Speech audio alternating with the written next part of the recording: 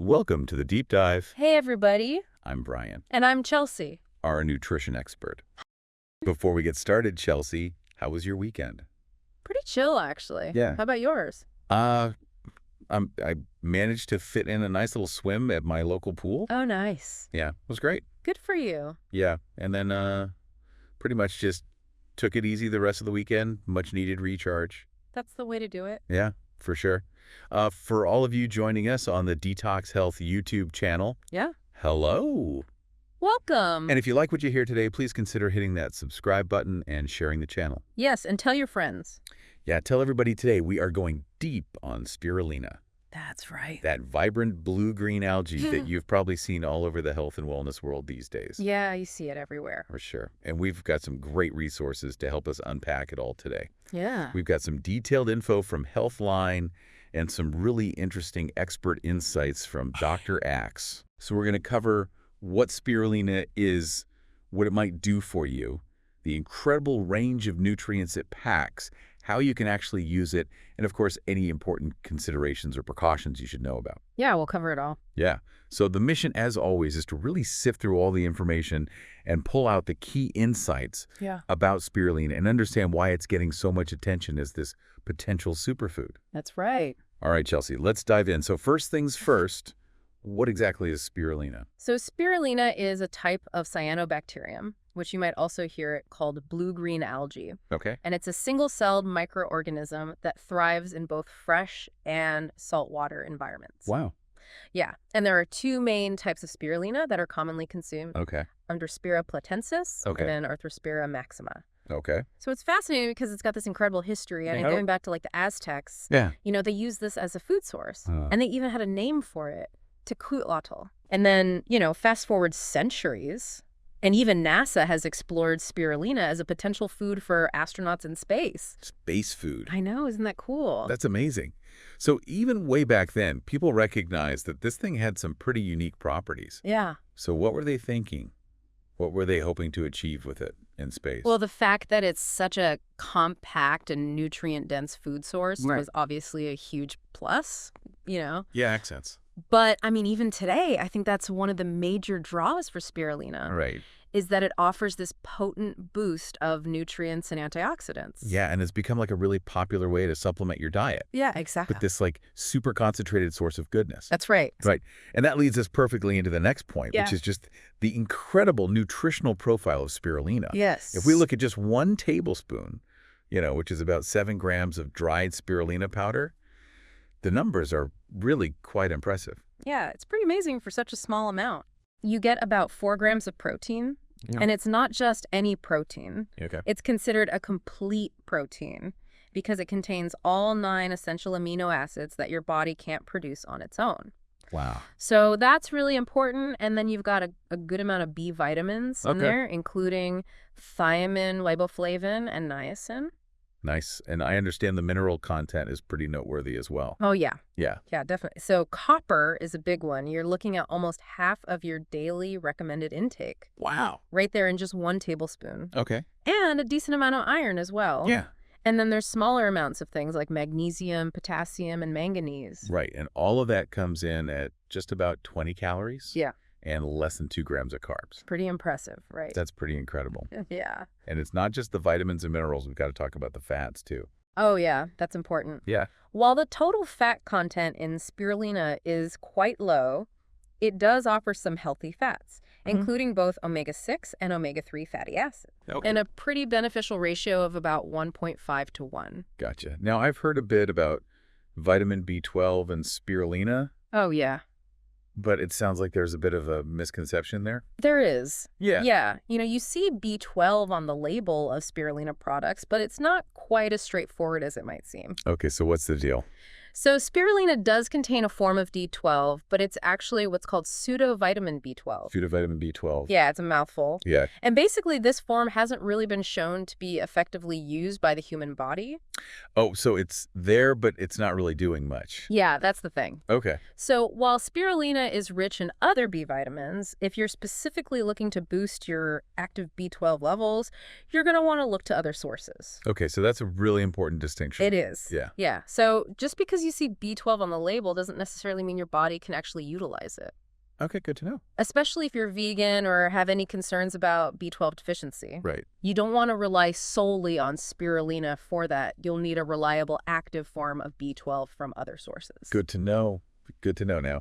Moving beyond those kind of like basic vitamins and minerals. Yeah. Spirulina is also really highly regarded for its antioxidant and anti-inflammatory properties. Yeah, it's a powerhouse. So what can you tell us about that? Well, the real MVP here is a compound called phycocyanin. Okay, phycocyanin. Yeah, and it's actually the main active compound in spirulina, and it's what gives it that beautiful, vibrant blue-green color. Wow, so that's where the color comes from. Yeah, exactly. And what's really cool is that phycocyanin is a potent antioxidant. Right. You know, antioxidants are like the body's little cleanup crew, constantly neutralizing harmful free radicals, Yeah. which are basically these unstable molecules that can damage your cells. Okay, so phycocyanin is kind of like fighting the good fight against those free radicals. Exactly, and it does that in a couple of ways. Okay. It helps combat oxidative stress, and it also blocks the production of molecules that promote inflammation within your body. So it's like a natural way to help your body manage those essential processes. Yeah, that's a good way to put it. Okay, great. And speaking of benefits, let's talk about some of the specific ways that spirulina might actually impact your health, Yeah, let's do it. starting with maybe your cardiovascular system. Okay, so this is an area where the research is looking really promising, and studies are suggesting that spirulina may actually help lower total cholesterol, LDL cholesterol, which is a bad cholesterol, and triglycerides. Wow. And at the same time, it might even help increase HDL cholesterol, which is the good cholesterol. It's like hitting it from both angles. Exactly. It's like a multi-pronged approach to improving your heart health. That's incredible. Yeah, and one review even indicated significant improvements in these markers for individuals with metabolic syndrome. That's fantastic. So that's really encouraging. Yeah, very encouraging. And it sounds like it might work through more than one mechanism as well. It does. I remember reading something about it potentially protecting LDL cholesterol from oxidation. Yeah, that's a big one. Can you tell us a bit more about that? Sure. So, you know how we talk about oxidative damage? Right. Well, that can happen to the fatty structures in your body as well, and it's actually called lipid peroxidation. Lipid peroxidation. Yeah, and it's a major contributing factor to a lot of serious diseases. Oh, wow. But the good news is that the antioxidants in spirulina, particularly phycocyanin, seem to be pretty effective at reducing this lipid peroxidation. Okay. There was even a small study involving rugby players Okay. that showed that spirulina supplementation helped reduce exercise-induced lipid peroxidation, inflammation, and muscle damage. Interesting. So it's not just about the numbers themselves, Right. but also about kind of like safeguarding the cholesterol you already have. Exactly. It's about protecting what you've got. That makes a lot of sense. And it sounds like there's some potential for blood pressure regulation as well. There's a review of several studies, and it found that a daily intake of 1 to 8 grams of spirulina could significantly lower both systolic and diastolic blood pressure, Wow. especially in people who already have elevated blood pressure. Okay. And the way it seems to work is by boosting the production of nitric oxide, Okay. which is this signaling molecule that helps your blood vessels relax and dilate, Right. which then leads to lower blood pressure. Makes sense. And I think I also read something about spirulina, maybe even preventing atherosclerosis. Yeah, there was a really interesting study done in rabbits Okay. suggesting that spirulina could potentially help prevent atherosclerosis and lower the risk of stroke by Oh, reducing the buildup of plaque in the arteries. that's amazing. Yeah, it's really quite fascinating. It is. So we're seeing like a whole spectrum of potential benefits for cardiovascular health. Yeah, absolutely. All right. So let's shift gears a little bit and talk about another area that generates a lot of interest, Okay. which is potential anti-cancer properties. All right, so this is one where we definitely need more research, especially in humans. Okay. But there have been some promising studies. Okay. For example, some animal studies have indicated that spirulina might help reduce the occurrence of cancer Right. and even slow down tumor growth in certain types of cancer. Interesting. And there was a study done in the Czech Republic that looked at human pancreatic cells. Okay. And they found that compounds from spirulina actually decreased the proliferation of these cells. Oh, wow. So even at the cellular level, there might be something going on there. Yeah, potentially. Interesting. And I think I also read about a study involving chemotherapy patients. Yeah, there was a study in 2019. Okay.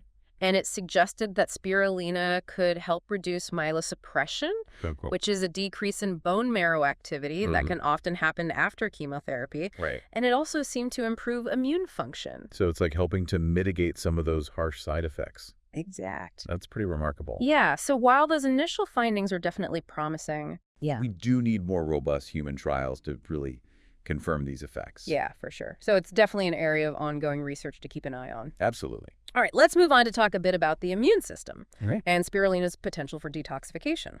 Yeah, these are two big areas where people are looking for support. Definitely. So what can you tell us about spirulina's role in those areas? Well, there's some pretty compelling research out there, particularly when it comes to detoxification, Okay. especially with heavy metals like arsenic. Okay. There was a study in Bangladesh that looked at individuals with chronic arsenic poisoning, Okay. and they found that a combination of spirulina extract and zinc taken twice daily led to a significant 47% decrease of arsenic in their bodies. Wow, that's a huge reduction. It is. It's quite remarkable. Yeah, that's really impressive. And what about the potential impact on the immune system? So spirulina seems to have a really positive influence on gut health, Okay. and it may actually help manage candida overgrowth. By promoting the growth of beneficial bacteria in your gut. So it's kind of like supporting a healthy gut ecosystem.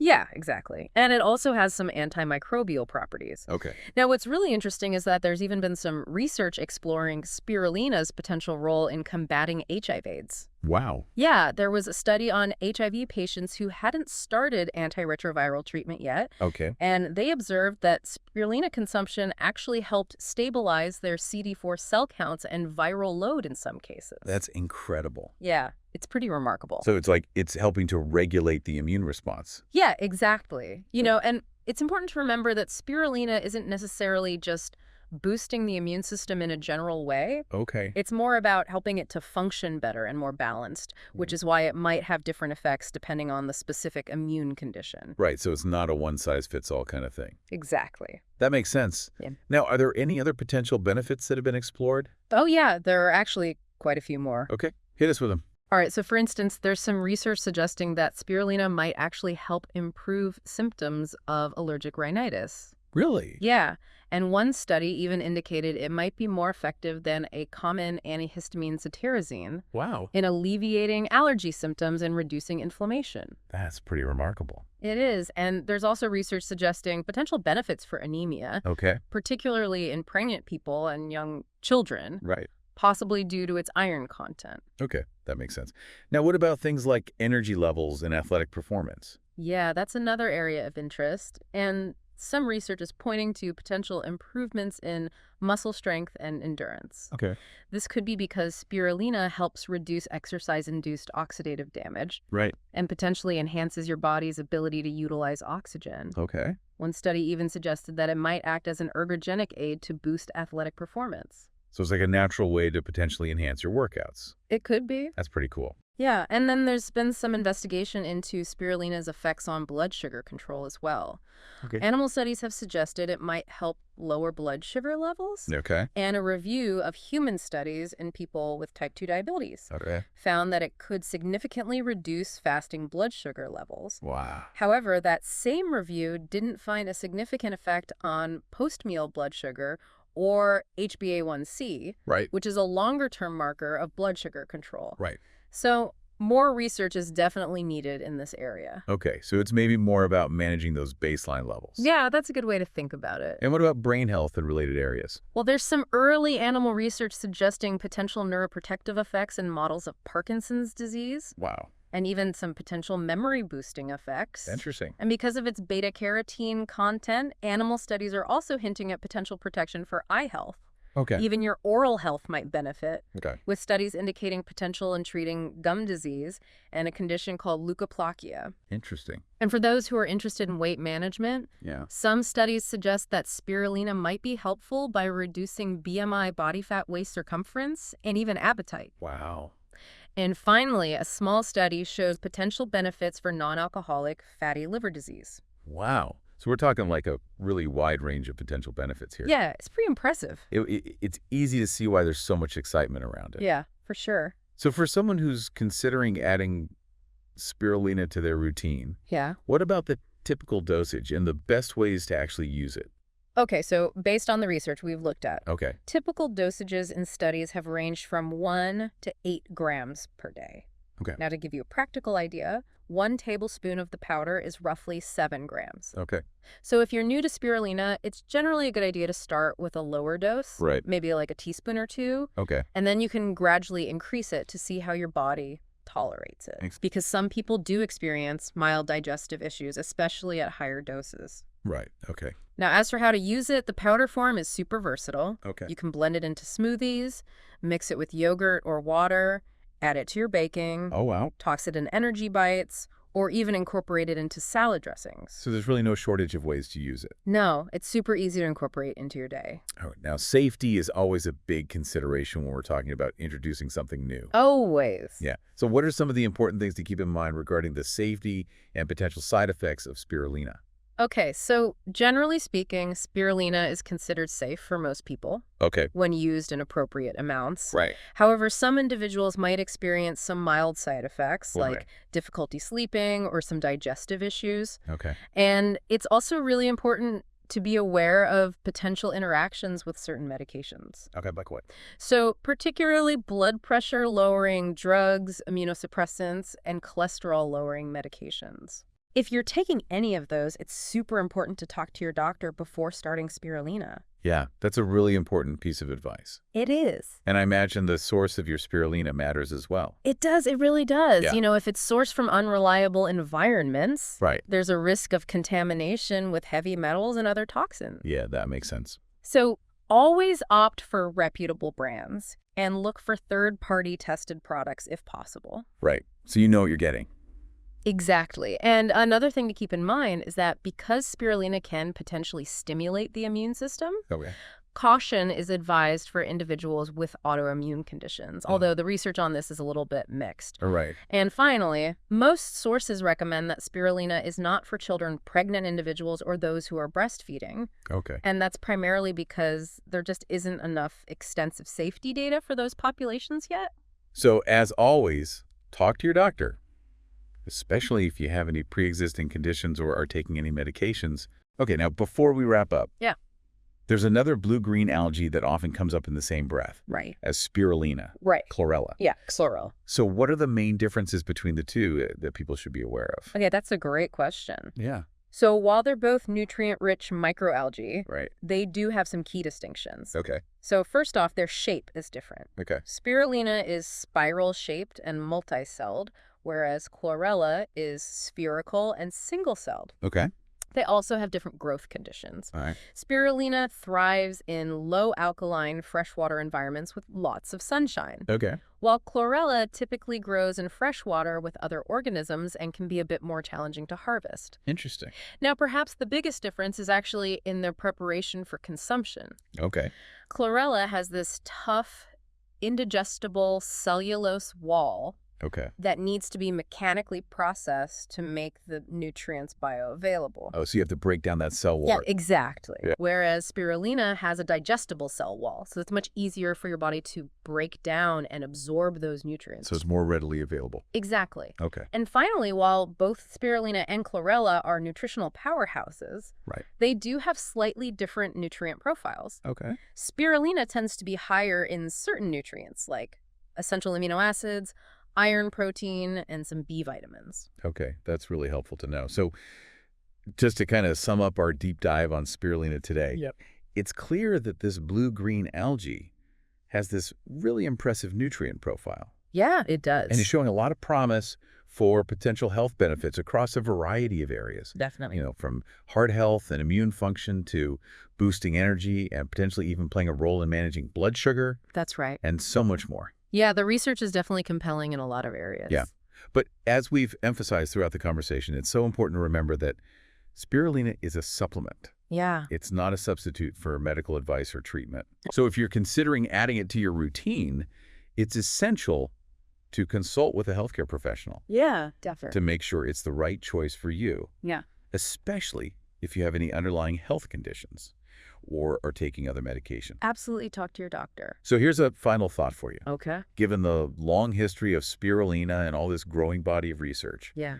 how might incorporating nutrient-dense foods like this fit into your own personal journey towards optimal well-being? That's a good question. Yeah. And what other questions does this deep dive spark for you about the potential of natural supplements? Yeah, it definitely gives you something to think about. Yeah, for sure. And if you enjoyed this episode and found it informative, be sure to subscribe to the Detox Health YouTube channel for more in-depth explorations of health topics. Yeah, we'd love to have you. Thanks for joining us. Thanks, everyone. See you next time.